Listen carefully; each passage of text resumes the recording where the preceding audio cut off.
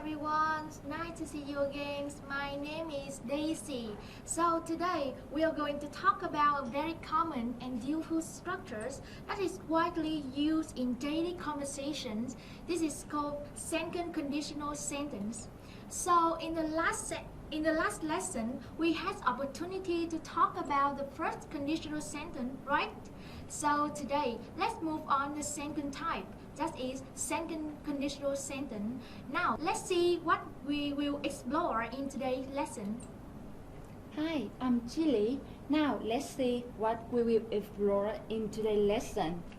First, I will show you when and why we apply the second conditional sentence in English as well as the definition. Secondly, move on the structure. In that part, we will have the chance to understand deeply about how the second conditional sentence is constructed. Then we can make some simple examples based on the structure in order to have a deeper insight into our lesson. And finally, there are some important things related to rules that we need to pay attention to. Okay, let's get started. Hello students, I'm Kang. Before moving to the structure as understanding how to apply this structure in real life, we had better understand what the second conditional sentence is and how it is used in English. The second conditional sentence is used to describe an imaginary, impossible, or unlikely situation in the present or in the future. It means that subjects, actions, or things mentioned in the second conditional sentence are not real, and these unreal things that speaker wants to mention do not exist or happen in both the present or in the future. Okay, that's all about some theories about conditional sentence type 2. Now let's look at an example here. If I had a lot of money, I would buy an expensive car.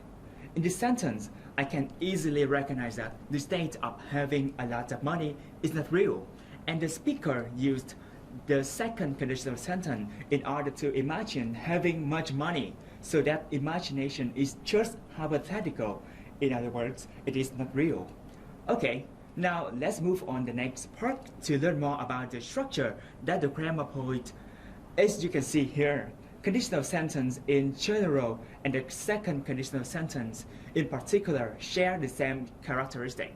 As the conditional sentence type 1, the type 2 also have two main parts, which are if clause and the main clause. In the if clause, instead of using present simple tense, we have simple past. In the main clause, we have the present conditional sentence. The form of the second conditional sentence is quite easy, right? Okay, now I will show you some examples to have you imagine exactly what the second conditional sentence are.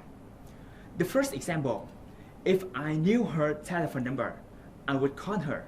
Okay, let's look at the sentence. We have two parts. The first one is the if clause.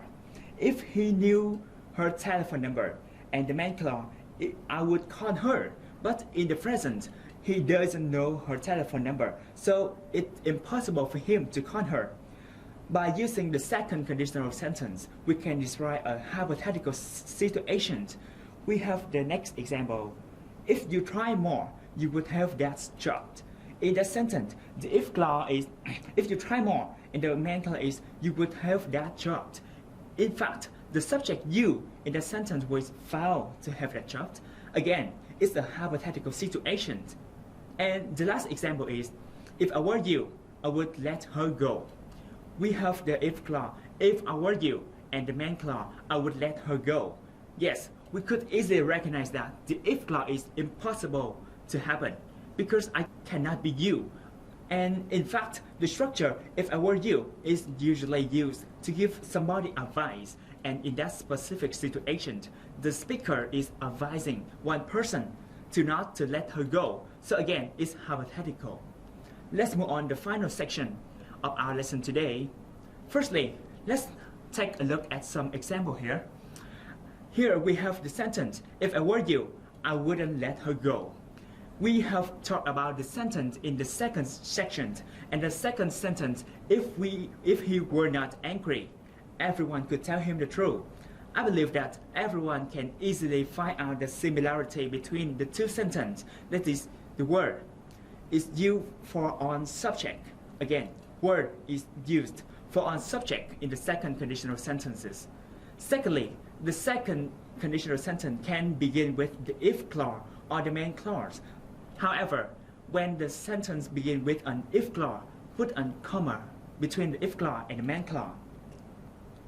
We only have two important features that we all need to understand and remember carefully. The exercise for practicing will be attached with the video. Please meet on the requirement and then submit your answer on time. Have a wonderful weekend, class. Thank you for your attention and goodbye.